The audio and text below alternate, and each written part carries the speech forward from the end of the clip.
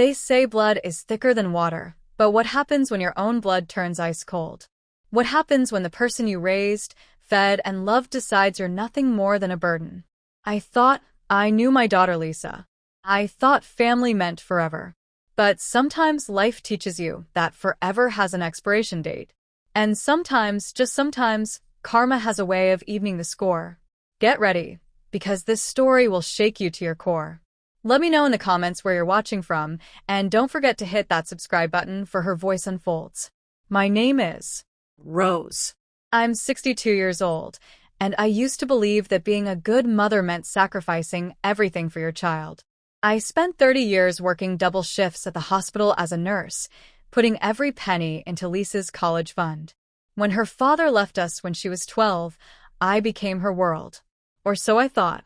3 months ago, my world crumbled when the doctors told me I needed surgery for my hip. Nothing major, they said, but I'd need help for a few weeks. Lisa and her husband Brad lived in a nice apartment downtown. When I asked if I could stay with them during recovery, Lisa hesitated. Brad's face told me everything I needed to know. But what choice did I have? I moved in with my walker, my pain pills, and my hope that family would come through when I needed them most. The apartment felt like a prison from day one. Brad would leave the room whenever I entered. He'd turn up the TV when I tried to make conversation. I heard him whisper to Lisa about how long this would last. I tried to stay invisible, spending most of my time in their tiny guest room that doubled as storage. I offered to help with cooking, but Brad said I was too slow. I offered to clean, but he said I'd break something. Every day felt like an apology for existing. Lisa barely looked at me anymore. When she did speak, it was to tell me to keep my medications organized or to remind me not to use too much hot water. The daughter, who once hugged me tight after nightmares, now treated me like a stranger she was forced to tolerate. The breaking point came on a Sunday evening. I was sitting in the living room, trying to watch a cooking show to feel normal. Brad stormed in, grabbed the remote, and switched to football without a word. When I gently asked if we could watch something together, he exploded. "This is my house," he shouted. "I work 60 hours a week to pay for this place, and I come home to find you camped out on my couch like you own it." Lisa appeared from the kitchen, dish towel in hand. I looked at her desperately, waiting for her to defend me, to remind him that I was her mother recovering from surgery. Instead, she looked at the floor and mumbled, "Brad's right, Mom. Maybe we need to figure out a better arrangement." The next morning, Brad cornered me in the kitchen while Lisa was at work. He leaned against the counter, coffee mug in hand, and spoke in that calm, cruel voice that cuts deeper than yelling. "Look, Rose, we need to talk. This arrangement isn't working out. You've been here 2 weeks, and frankly, we can't afford another person's expenses. Food, utilities, everything costs more with you here." My heart sank. "But I'm paying for my own groceries," I whispered. He shook his head. "It's not just about groceries. It's about space, privacy, our relationship. Lisa's stressed, I'm stressed. You need to find somewhere else to go." When I asked where he expected me to go with a healing hip and limited savings, he shrugged. "That's not really our problem to solve." That evening, Lisa came home with pamphlets for assisted living facilities. She spread them across the kitchen table like she was planning a vacation. "Mom, look at these places. They have nurses, activities, people your own age." Her voice was cheerful, but her eyes avoided mine. "I can't afford these places," I said, flipping through glossy photos of strangers playing bingo. "We'll help with the deposit," she said quickly. "It's really for the best. You'll have your independence back." Independence. The word tasted bitter. This wasn't about independence. This was about convenience. Their convenience. I gathered the pamphlets and handed them back. "I need some air," I said, grabbing my jacket. I walked around the block 3 times, each step sending pain through my hip, tears streaming down my face. By the end of the week, the hints had become demands. Brad started leaving apartment listings on my bedside table. Lisa talked about how I'd love having my own space again. The final blow came when I overheard them talking in their bedroom, voices low but walls thin. "She's driving me crazy," Brad said. "I can't relax in my own home. When is this going to end?" Lisa's voice was smaller. I know. I feel terrible, but you're right. We have our own life to think about. I packed my bag that night, hands shaking as I folded my clothes. 30 years of raising her alone. And this was my reward. I left a note on the kitchen counter. Thank you for letting me stay. I'll find somewhere else to recover. Love always, Mom. I took a taxi to a budget motel on the outskirts of town. The clerk looked at me with pity as I struggled with my suitcase and walker. My room smelled like disinfectant and defeat. I sat on the edge of the bed, surrounded by my few possessions, and wondered how everything had gone so wrong. The silence was deafening. For the first time in weeks, no one was sighing at my presence or counting the cost of my existence. But the freedom felt hollow. I called Lisa the next day to let her know I was safe. She sounded relieved, not concerned. That's great, Mom. I'm sure you'll be happier with your own space. The conversation lasted 3 minutes. The next few weeks blurred together in a haze of physical therapy appointments and lonely meals. The motel staff started recognizing me, offering small kindnesses that my own family had withheld. Maria, the housekeeper, would chat with me in Spanish and English, bringing me extra towels without being asked. Frank, the night manager, always asked how my hip was healing. These strangers showed me more warmth than my daughter had in months. One afternoon, while organizing my purse, I found a business card I'd forgotten about. It belonged to James Martinez, a financial advisor I'd met at the hospital's retirement planning seminar 2 years ago. On a whim, I called him. Rose, how wonderful to hear from you. How's retirement treating you? I explained my situation, and he listened without judgment. Rose, James said carefully, I need to ask you something important. Do you remember filling out those pension transfer forms when the hospital switched systems? I vaguely remembered signing a stack of papers during my last month of work. Those forms triggered a dormant account from your late husband's railroad pension. It's been collecting interest for 15 years. My breath caught. What kind of money are we talking about? The number he gave me made me sit down hard on the motel bed. $68,000. Not life-changing money, but enough to give me options. Enough to make me dangerous. As I hung up the phone, I felt something I hadn't felt in months.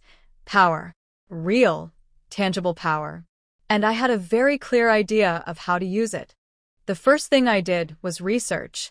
I spent hours at the public library learning about real estate, property management, and tenant rights.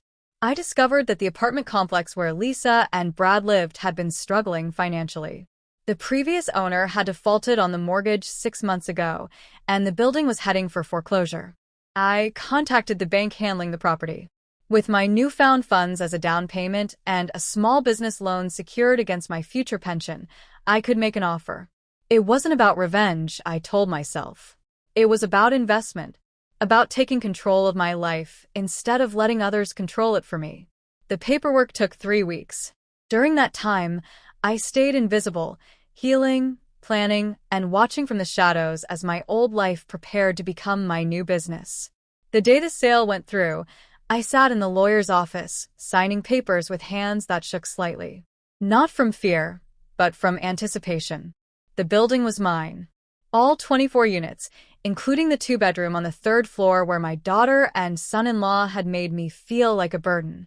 I appointed a property management company to handle day-to-day operations, but I kept final approval on all major decisions. The first decision was simple: market rate adjustment. Most tenants were paying below market value. It was time for a correction. Lisa and Brad's rent would triple from $800 to $2,400 per month. It was perfectly legal, with proper notice given. I wasn't being vindictive. I was being businesslike. The letter arrived on a Tuesday. I imagined Brad's face as he opened the notice of rent increase, his confusion turning to outrage. Within an hour, my property manager called. We're getting calls from Unit 3B. They want to speak with the owner directly. I smiled.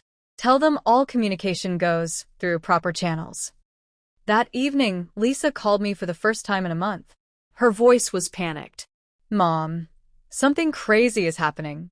Our rent just tripled. This has to be a mistake. I kept my voice calm. That sounds stressful, honey. Have you talked to your landlord? We can't figure out who owns the building now. It changed hands recently. I made sympathetic sounds while inside. My heart was racing with satisfaction. Over the next week, I watched from across the street as Brad made angry trips to the management office. I saw Lisa on the phone constantly, probably trying to find alternate housing they could afford. The irony wasn't lost on me. 3 months ago, they'd worried about affording my groceries. Now they were scrambling to afford their own roof. I didn't take pleasure in their panic, but I did take comfort in the lesson.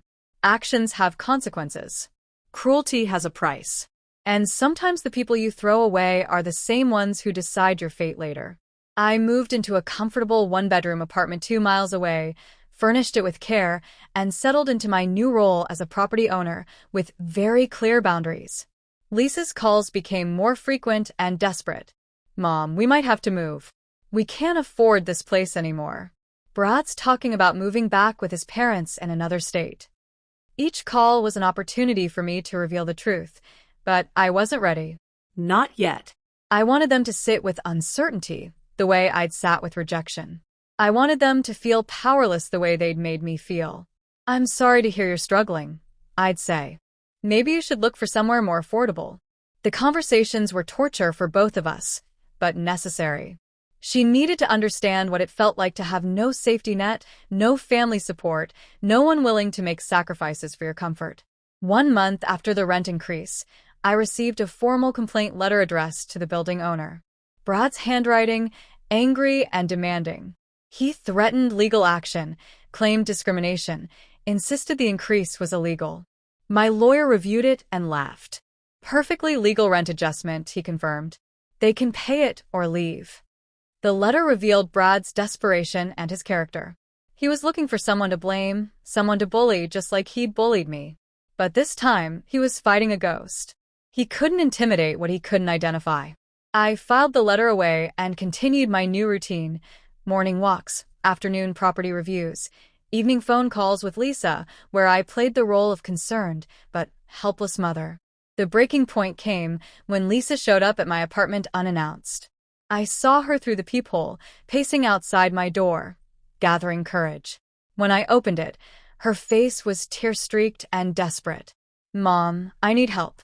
We're going to be evicted. Brad lost his temper with the property manager, and now they want us out in 30 days. She collapsed into my arms, sobbing like the little girl she used to be after her father left. For a moment, my resolve wavered. This was my baby, my only child. But then I remembered her cold dismissal, her easy abandonment when I needed her most. What do you want me to do? I asked gently. You have money, right? Your pension? Could you help with a deposit somewhere else? I looked at my daughter, really looked at her, and saw someone who only remembered I existed when she needed something. Lisa, 3 months ago, I needed help recovering from surgery. I needed a safe place to heal. You made me feel like a burden. Her face crumpled. I know we handled that badly. But this is different. This is an emergency.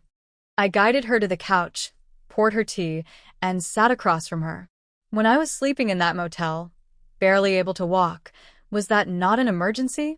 She was quiet for a long moment. I was scared, she finally whispered. Brad said having you there was putting pressure on our relationship. I thought if I chose him, it would get better. And did it? I asked. She shook her head, tears flowing freely. He's been angry ever since the rent went up, Lisa continued. Angry at the world, at me, at everything. He blames me for not having family money to fall back on. He keeps saying if my mother hadn't been such a drain on everyone, maybe we'd be in better shape. The irony was exquisite. I was the drain, yet I was also the one with the power to save or sink them. What does Brad say about contacting me for help? I asked. Lisa looked ashamed. He said we shouldn't have to ask you for anything, that you've already taken enough from us over the years. I felt my jaw clench. Taken from you? The years you lived with us after Dad left. The money we spent on your needs instead of our future. I stared at my daughter in disbelief. Lisa, I worked 2 jobs to keep us afloat after your father left. I paid for your college, your wedding, your first car. What exactly did I take from you? She had the grace to look embarrassed. Brad says. Brad says a lot of things when he's upset. I could see her loyalty was divided, her guilt wrestling with her need. This was the moment I'd been waiting for.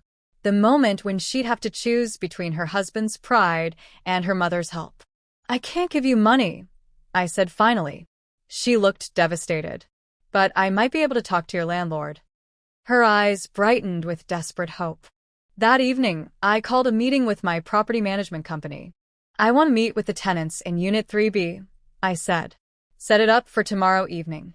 My manager was surprised. I'd been very hands-off until now. Is there a problem with their account? No problem. Just time for a personal conversation. I spent the day preparing, choosing my words carefully. This wasn't about crushing them anymore. It was about truth, about consequences, about teaching them that the people you discard might be the same people you need later. I wore the blue dress Lisa had given me for Mother's Day 2 years ago, when things were still good between us. The meeting was set for 7 p.m. in the building's community room. I arrived early, sitting at the small conference table, hands folded, heart pounding. At exactly 7, Lisa and Brad walked in. Brad was talking loudly about demanding answers and threatening lawsuits. He stopped mid-sentence when he saw me. What are you doing here? He demanded. Lisa grabbed his arm, confused. Brad, this is my mother. His face went through several expressions, confusion, recognition, and finally, dawning horror. Your mother? He turned to the property manager. Where's the owner? We're supposed to meet the owner. I smiled calmly. Hello, Brad. Lisa. My voice was steady, controlled. I am the owner. The silence in the room was deafening. Lisa's mouth opened and closed like a fish. Brad's face went red, then white. This is impossible, he stammered. You were living in a motel. I confirmed. After you decided I was too much of a burden to help during my recovery. I turned to Lisa. Remember when you said I'd love having my own independence? Well, turns out you were right. Brad exploded. This is revenge. This is illegal. You can't do this. My property manager intervened smoothly. All rent adjustments were conducted legally and with proper notice. Mrs. Peterson is well within her rights as the property owner. Lisa found her voice. Mom, where did you get the money? I explained about the pension fund, keeping my tone matter-of-fact. 30 years of working double shifts has its benefits. Brad was pacing now, running his hands through his hair. So, you bought this place just to screw us over? That's sick. I bought this place as an investment, I corrected. The rent adjustment was simply bringing units up to market rate. Your unit was significantly underpriced. Market rate. Brad laughed bitterly. $2,400 for a 2-bedroom with old appliances? That's not market rate, that's punishment. I leaned forward. Brad, 3 months ago, you told me you couldn't afford the extra cost of groceries with me staying there. Now you're upset about market rate rent. Do you see the irony? Lisa was crying now, quiet tears of realization. Mom, I'm so sorry. About everything. About how we treated you. I softened my voice. Lisa, I know you're sorry. But sorry doesn't erase the pain of being thrown away by your own child. Brad snorted. Thrown away? We offered to help you find a place. You offered to help me find a place because you wanted me gone, I said firmly. There's a difference. I looked at both of them. You taught me that family isn't about blood. It's about who shows up when things get hard. And you didn't show up. The property manager cleared his throat. Should we discuss payment arrangements or lease termination? I raised my hand. Actually, I'd like to propose something different. Both Lisa and Brad looked at me suspiciously. I'm willing to reduce your rent back to the original amount, with one condition. Hope flickered in Lisa's eyes. What condition? Brad apologizes. Not just to me, but to Lisa, for making her choose between her husband and her mother.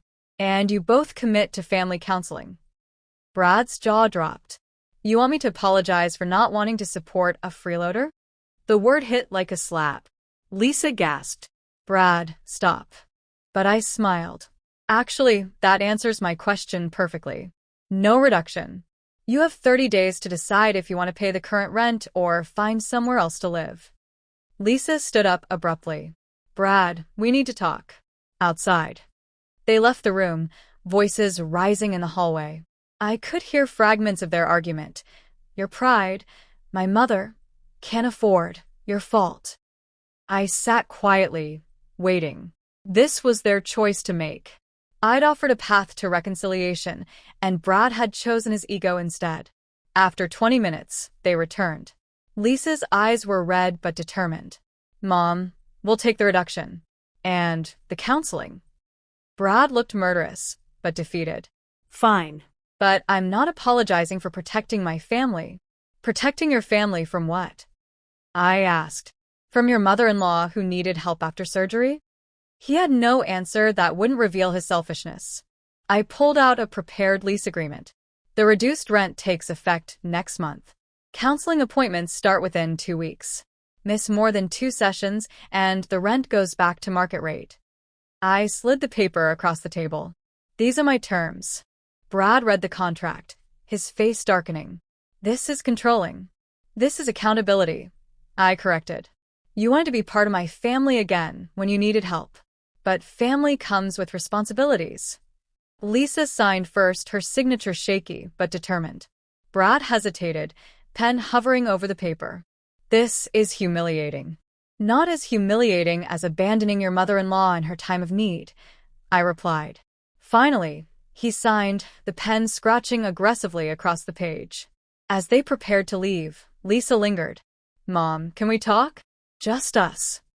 Brad stormed out, muttering under his breath. I nodded, and Lisa sat back down.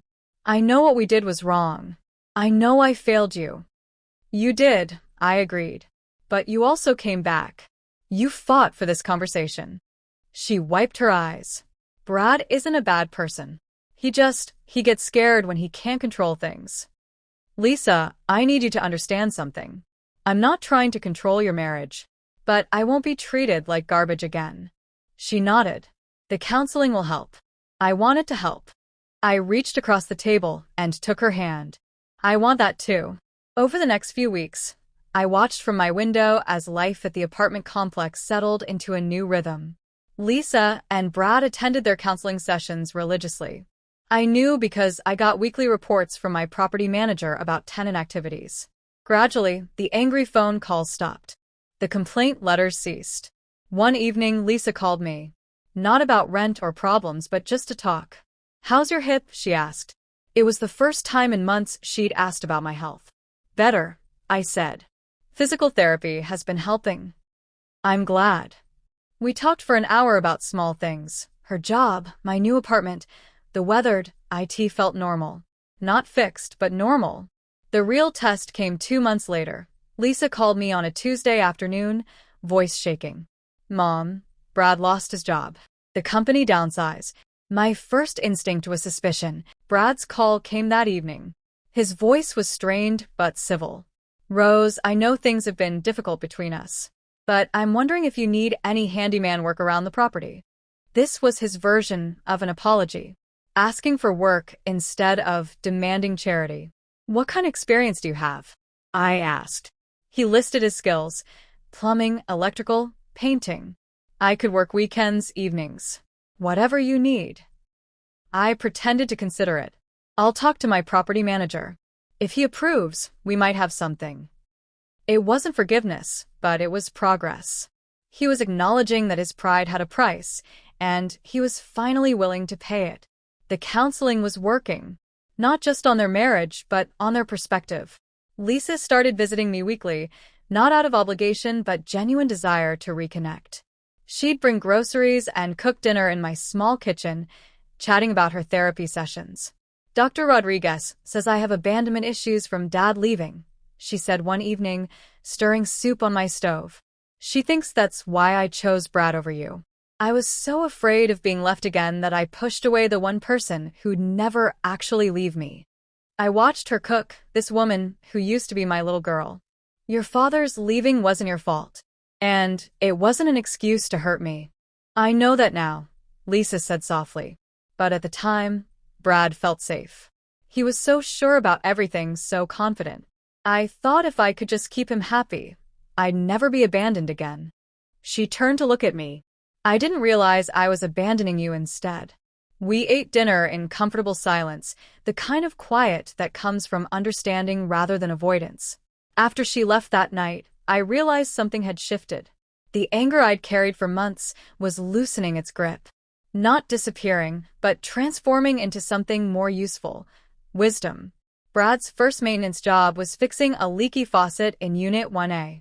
My property manager reported that he'd done good work, cleaned up after himself, and been polite to the tenant. Small steps. The next week, he painted 3 vacant units. The week after that, he replaced broken cabinet doors in the community room. We didn't speak directly during these early jobs, but I watched him work from my office window. His movements were careful, thorough. This wasn't just about rent money anymore. He was trying to prove something to himself, and maybe to me. After a month of steady work, I had my property manager give him a small raise. The breakthrough came during their 3rd month of counseling. Lisa called me, excited. "Mom, Brad wants to apologize. Really apologize, not just go through the motions." The next evening, they both came to my apartment. Brad looked nervous, hands fidgeting with a folded piece of paper. "Rose, I wrote some things down, because I wanted to get this right." He unfolded the paper, cleared his throat. "I'm sorry for making Lisa choose between us. I was scared and selfish, and I took that out on you when you needed help most. You weren't a burden. You were family, and I failed to treat you like family." His voice cracked on the last sentence. I looked at this man who had caused me so much pain and saw someone who was genuinely trying to change. "Thank you," I said simply. "That means something." He nodded, folding the paper back up. "I also want you to know that I've learned a lot about respect in counseling. About how I talk to Lisa, how I talk to you, how I handle stress." Lisa took his hand. "We both have." I made coffee, and we sat around my small table like a real family for the first time. Not perfect, not without history, but real.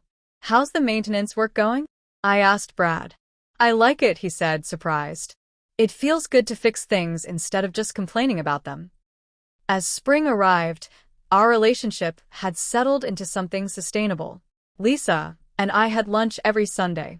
Brad continued his maintenance work and had even suggested several property improvements that saved me money. They were still in counseling, but the crisis mode had passed. One afternoon, Brad approached me directly for the first time since his apology.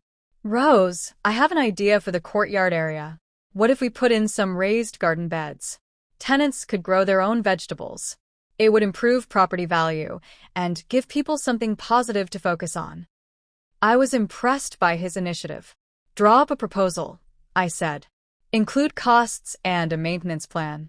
The garden project became Brad's passion. He researched soil types, drainage systems, and which vegetables grew best in our climate. He presented his proposal with the thoroughness of someone who'd found his calling. "This isn't just about making the property nicer," he explained. "It's about building community. People working together, sharing knowledge, taking pride in where they live."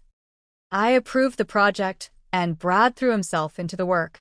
Tenants started approaching him with other ideas: a monthly potluck, a tool-sharing program, a bulletin board for community announcements. My problem tenant had become my community organizer. By summer, the apartment complex had transformed. Not just physically, but emotionally. Neighbors who had never spoken were now sharing tomatoes from Brad's garden beds. The community room that had sat empty for years was hosting birthday parties and book clubs. My property manager called to tell me we had a waiting list for the first time in years. "Whatever you did to turn things around worked," he said. "This is the most stable, happy building I manage."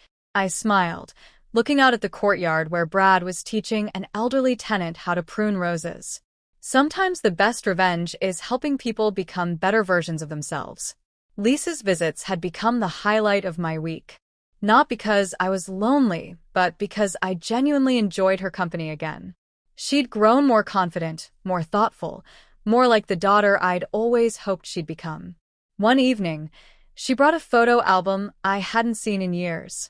"I found this in storage," she said, opening to a picture of her first day of kindergarten. "Look how proud you look." I studied the photo, me in my nurse's uniform, having rushed from a night shift to walk her to school. "I was proud," I said. "I still am." She turned the page to her high school graduation. "You worked a double shift and still made it to every ceremony."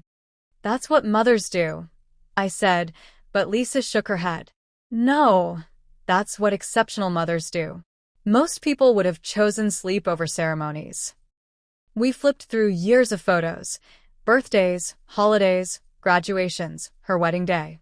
In every picture, I was there, smiling, supportive, present. "I forgot how much you sacrificed," Lisa said quietly. "I took it for granted."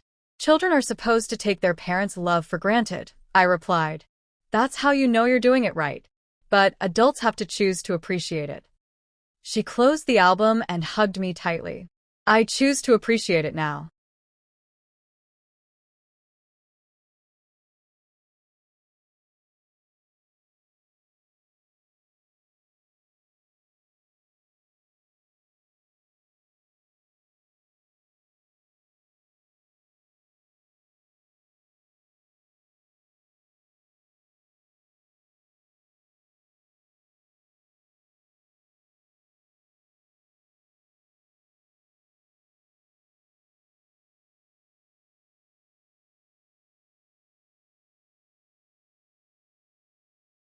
That fall, something unexpected happened. Brad got a job offer from a large construction company. Better pay, better benefits, but it meant moving across the state. They came to tell me together, both looking conflicted.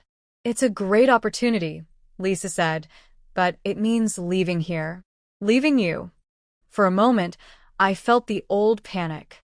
They were abandoning me again.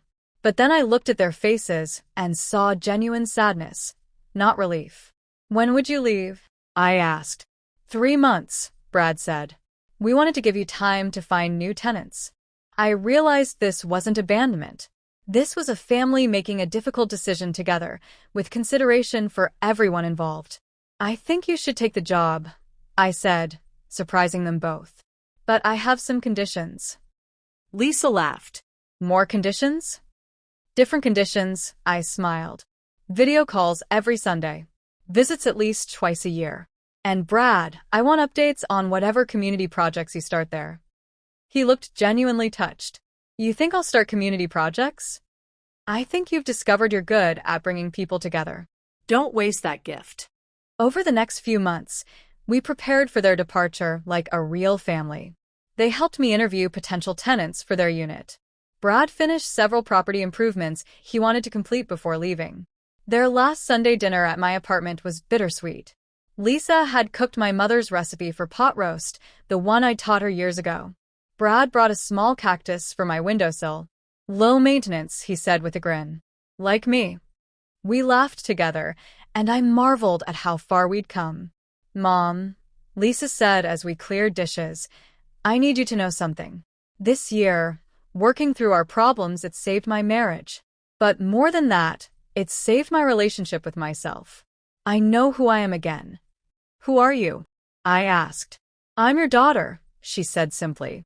"And I'm proud of that." The morning they left, I stood in the courtyard watching Brad load their moving truck. Neighbors came out to say goodbye, bringing sandwiches for the road and addresses for Christmas cards.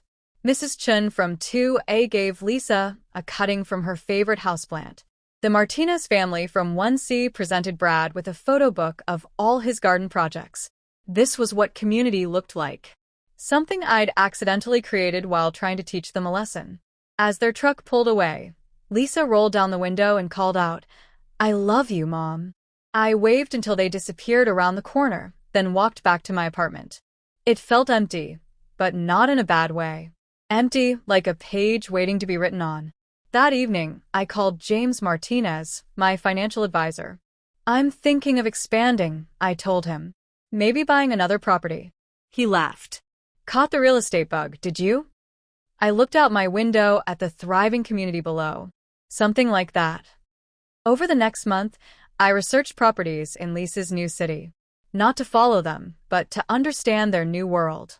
Their first video call from the new city was chaotic.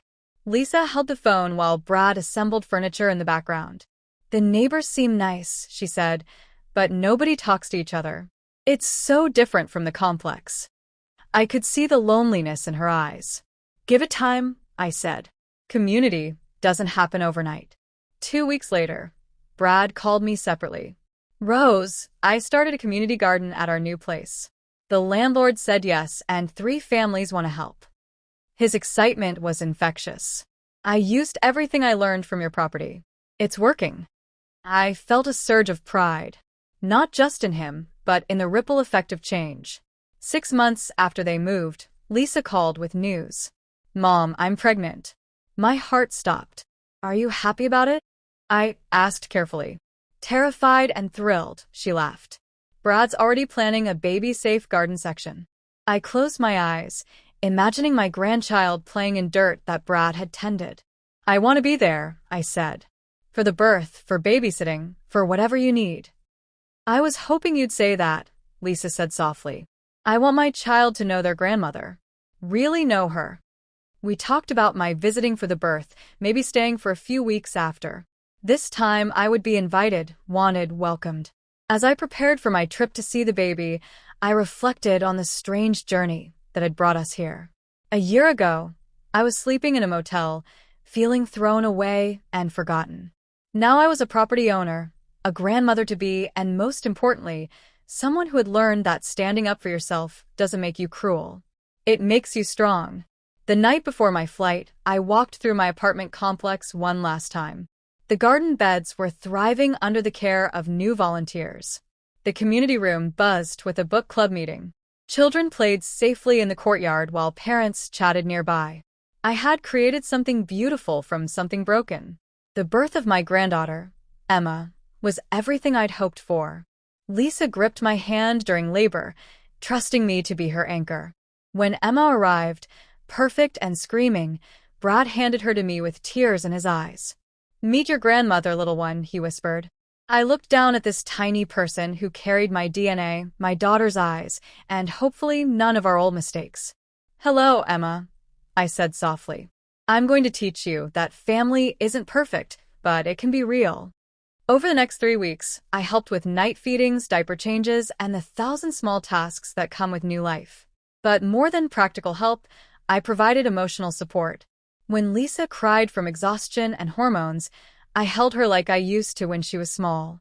When Brad panicked about being a good father, I reminded him of all the community-building skills he developed. You know how to create something from nothing, I told him. That's exactly what parenting is. Watching them with Emma, I saw 2 people who had learned how to put someone else's needs first without losing themselves. They had become the parents I'd always hoped they could be, partially because they'd learned from the mistakes we'd all made.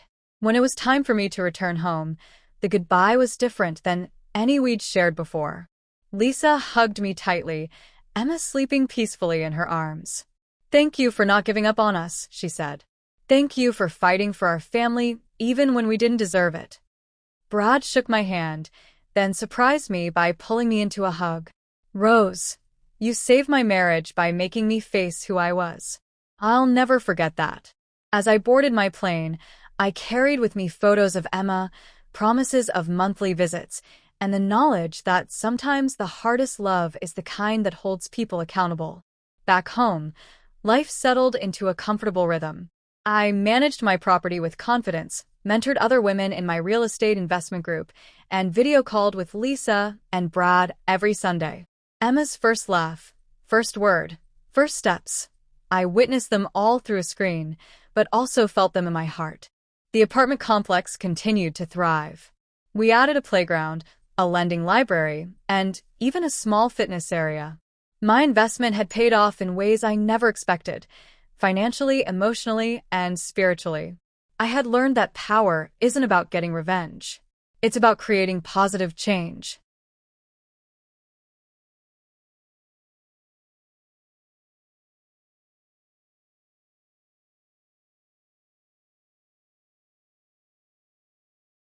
One year after Emma's birth, Lisa called with a proposal. Mom, Brad got promoted again. We're thinking of moving back closer to you. There's a house for sale just 10 minutes from your complex. My heart leaped, but I kept my voice calm. What about Brad's career trajectory there? He can do most of his work remotely now. And honestly, we miss having family nearby. We miss the community you built. 6 months later, I stood in their new backyard, watching Emma take her first wobbly steps across the grass while Brad planted tomatoes and Lisa hung laundry on the line. This was what redemption looked like. The day Emma called me Grandma Rose for the first time, I cried happy tears. Not just because of the word, but because of how Lisa smiled when she heard it. She knows exactly who you are, Lisa said, scooping Emma up. She knows she's loved by her grandmother. We were at the farmer's market, Emma riding on my shoulders, pointing at flowers and birds with delight. People saw us and assumed we were just another three-generation family enjoying a Saturday morning. They had no idea of the journey that had brought us to this moment of simple, ordinary joy. That evening, after Lisa and Brad had gone home and Emma was probably being tucked into bed, I sat in my apartment with a cup of tea and my mother's old diary. I'd never finished reading it, but now I felt ready. The later entries revealed a woman who had learned to find peace with her complicated choices.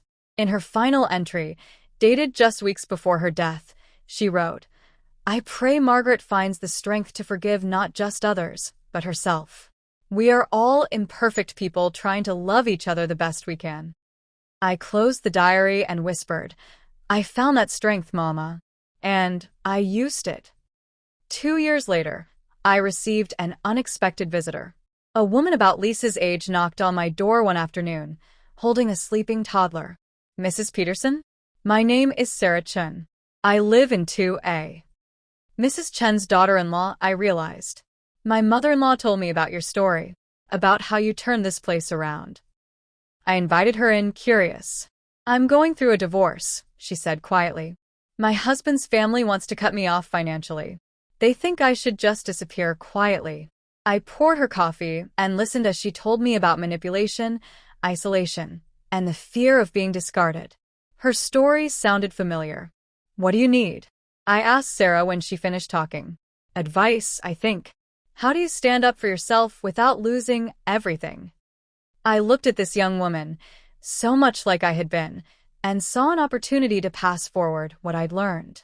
You start by remembering your worth isn't determined by other people's opinions. Then you get practical.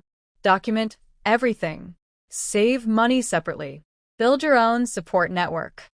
Over the next few months, I became Sarah's unofficial mentor, helping her navigate legal paperwork and emotional boundaries.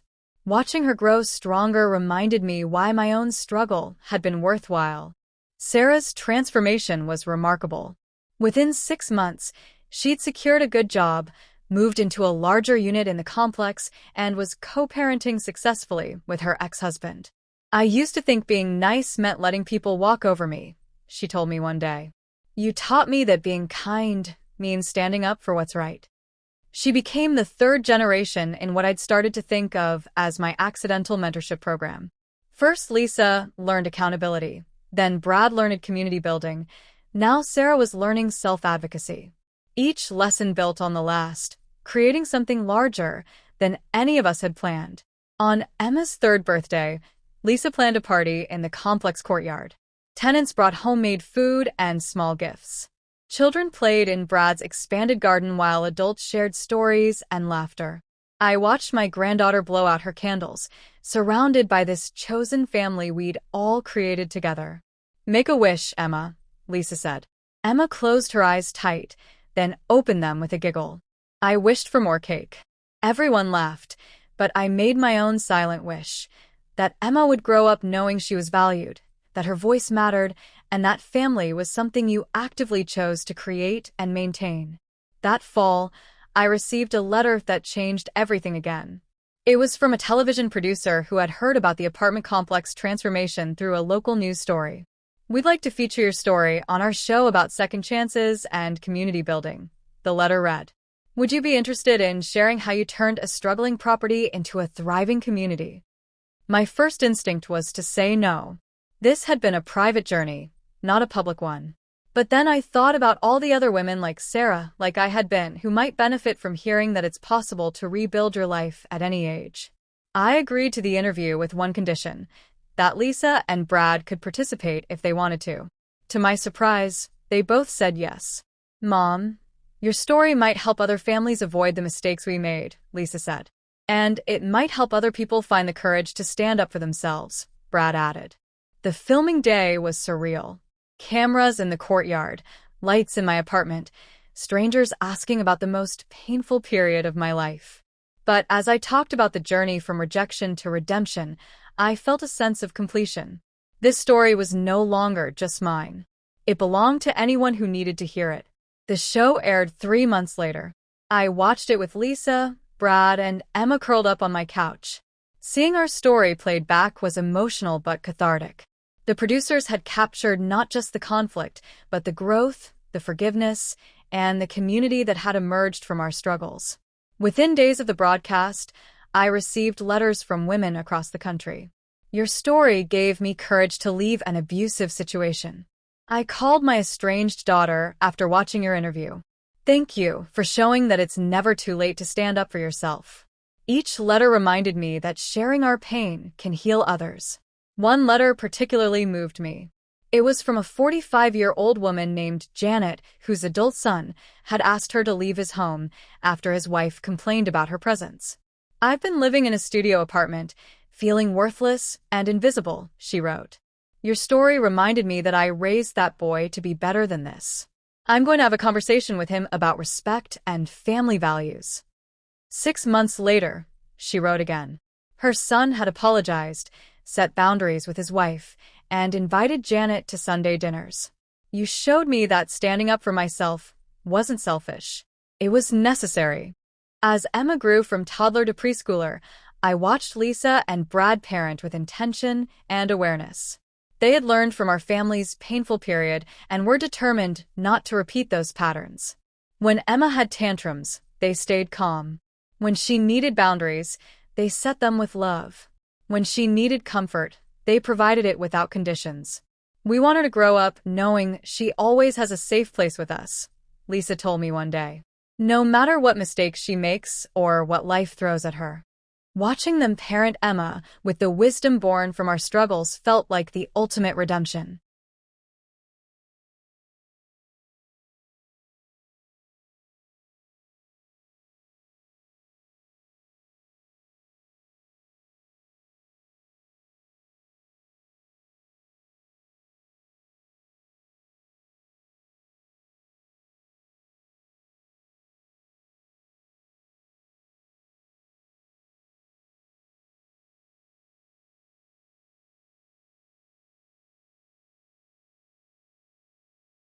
On my 65th birthday, the apartment complex residents threw me a surprise party.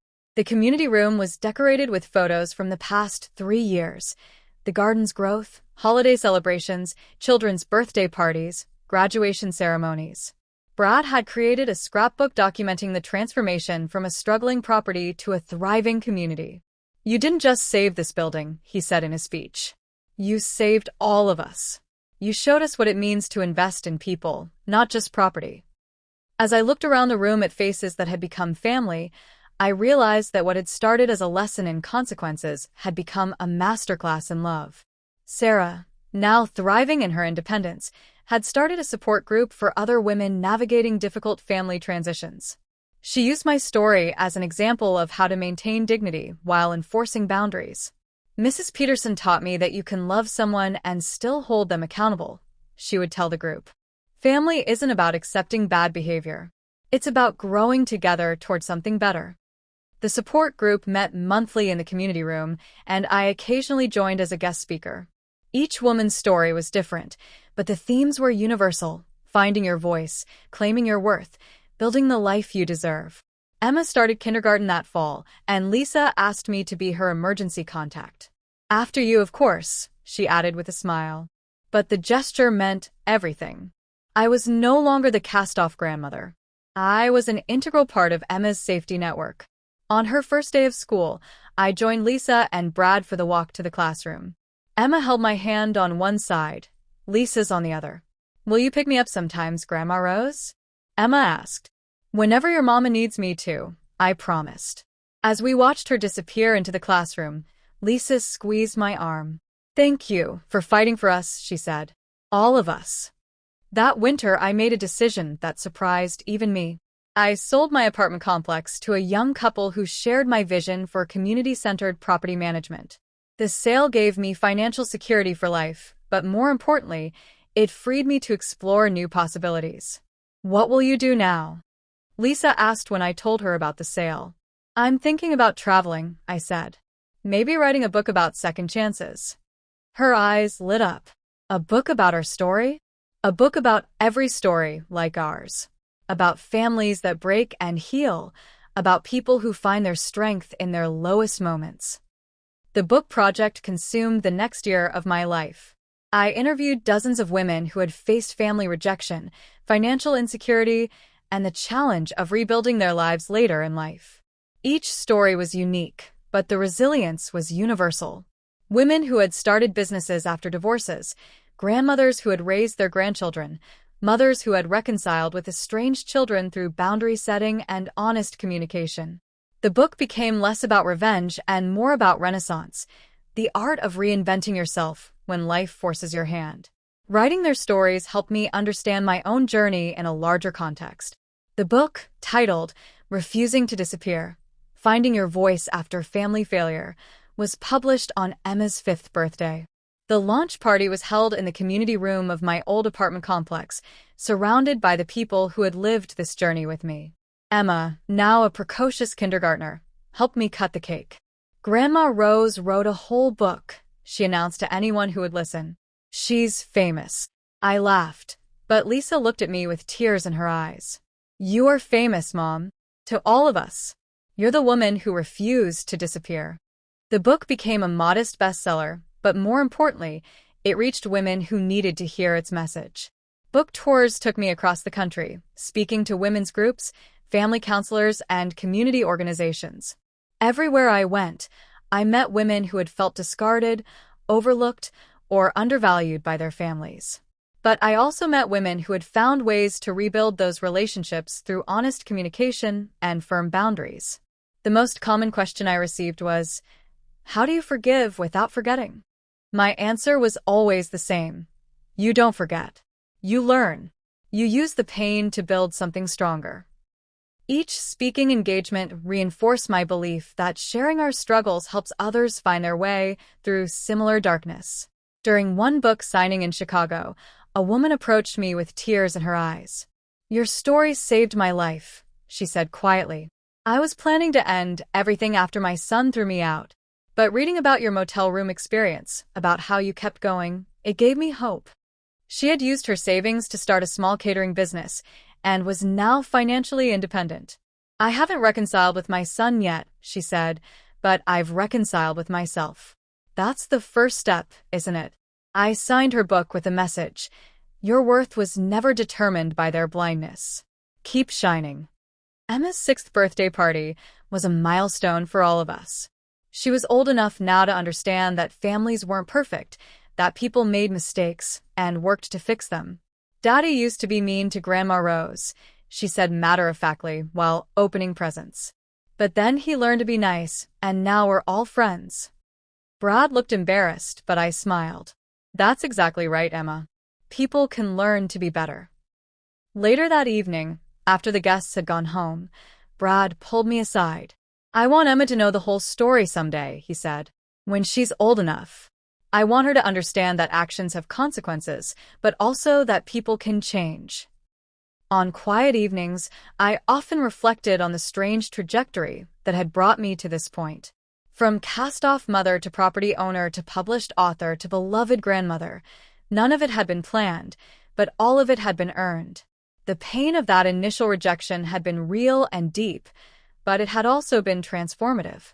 It had taught me that my value wasn't dependent on other people's recognition, that love without respect isn't really love, and that sometimes the best thing you can do for someone is refuse to enable their worst behavior.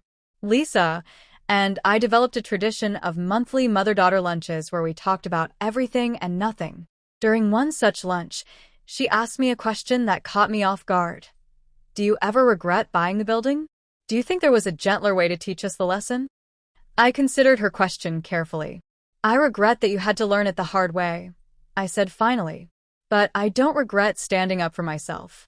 You and Brad needed to understand that treating people badly has real consequences.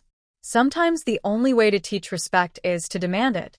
As Emma grew older, she became fascinated by the story of our family's transformation. Tell me again about when you lived in the motel, Grandma Rose, she would say, curled up next to me on the couch. I would tell her an age-appropriate version, focusing on resilience rather than revenge. Sometimes people we love make mistakes, I would explain. But if we love them enough to hold them accountable, they can learn to do better. Emma's favorite part was always the ending, and then everyone learned to be a real family. Her simple understanding of our complex journey often brought me to tears.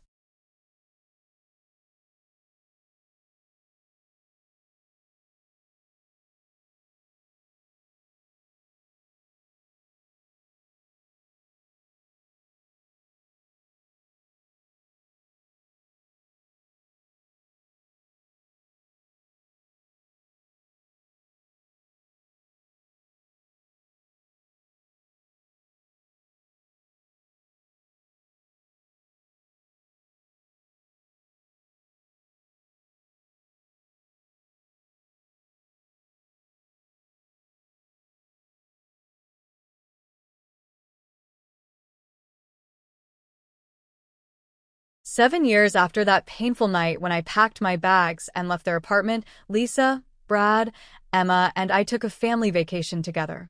We rented a cabin by a lake, and for a week, we were just a normal, happy family. Emma learned to fish with Brad while Lisa and I prepared meals and shared stories. One evening, as we sat on the porch watching Emma chase fireflies, Lisa said quietly, "I can't imagine my life without you in it anymore." I squeezed her hand. "You never have to," I replied. "But now you choose to have me in it, and that makes all the difference."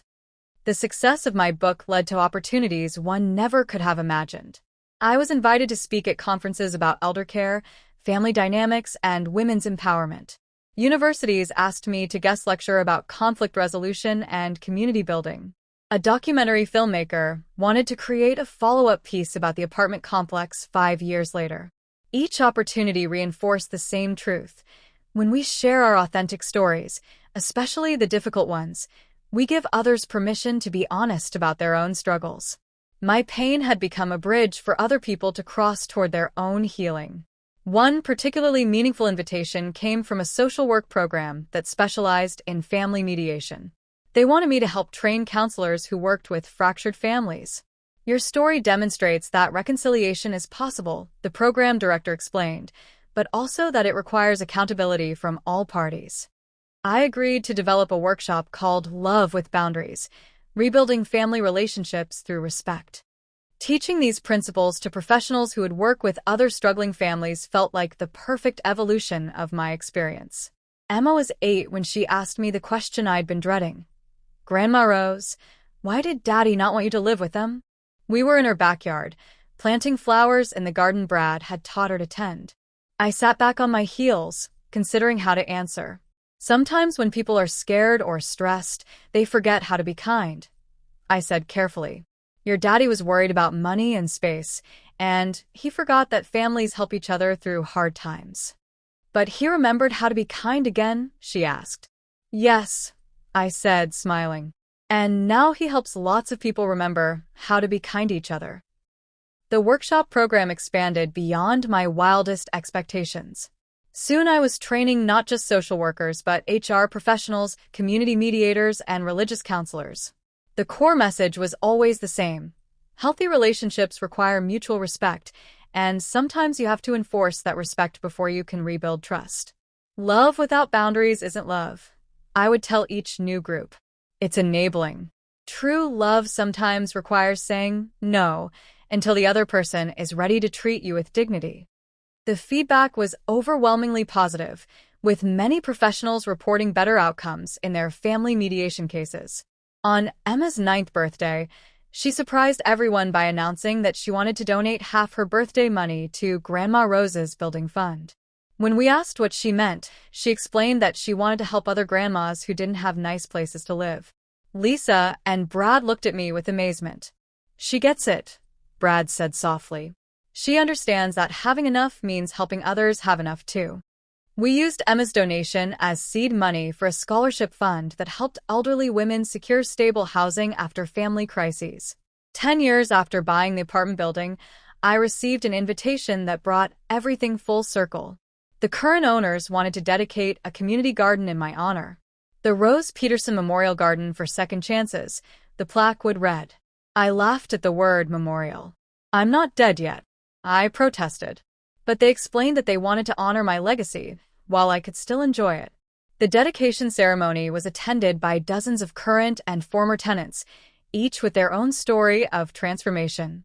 Sarah, now a successful advocate for divorced women, spoke about how my example had taught her to demand respect in all her relationships. Brad, now a regional community development coordinator, told the crowd about how managing my property had shown him his true calling. Rose Peterson didn't just buy a building, he said. She invested in people. She taught us that real wealth comes from creating environments where everyone can thrive. Lisa spoke last with Emma by her side. My mother taught me that love isn't about avoiding conflict, she said. It's about working through conflict honestly and coming out stronger on the other side. She didn't just save our family. She showed us how to build a family worth saving. As they unveiled the plaque, Emma pulled me down to whisper in my ear, "You're the best grandma in the whole world." That evening, as I sat in my comfortable home surrounded by photos of Emma's milestones and letters from readers whose lives had been touched by my story, I thought about the woman I'd been a decade ago. Broken, discarded, sleeping in a motel room with nothing but 2 suitcases and a wounded heart. That woman could never have imagined this life.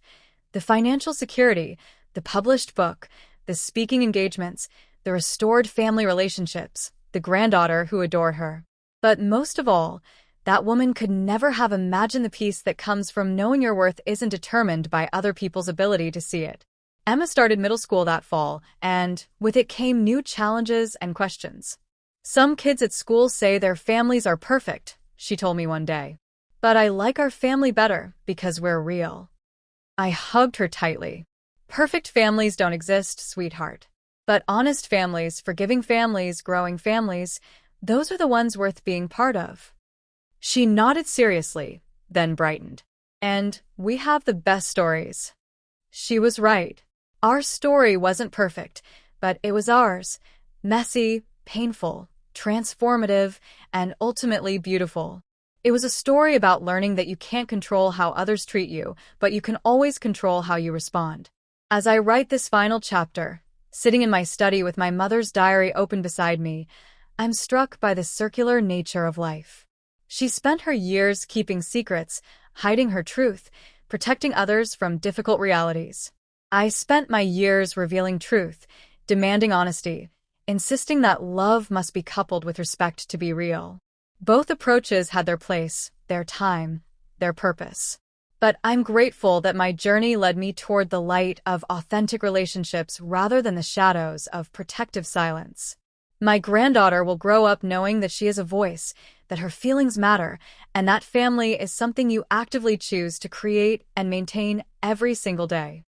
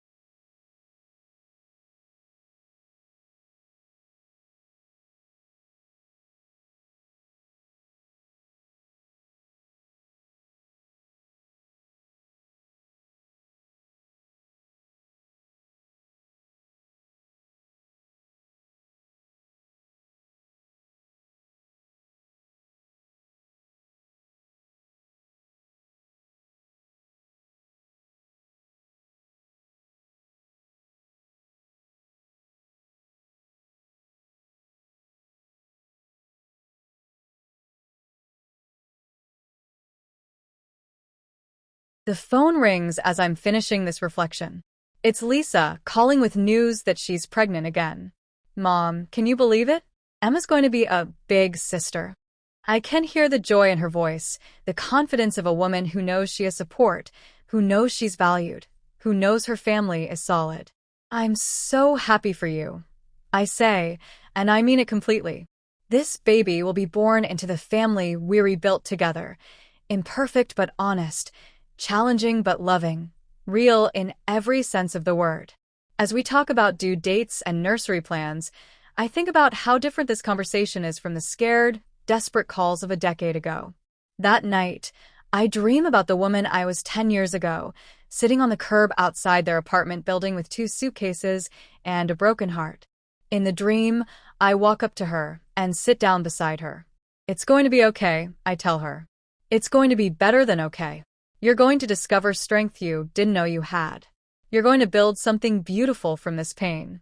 You're going to teach your family how to love you properly, and in doing so, you're going to teach yourself that you were always worth loving. The woman looks at me with tears in her eyes. Really? She asks.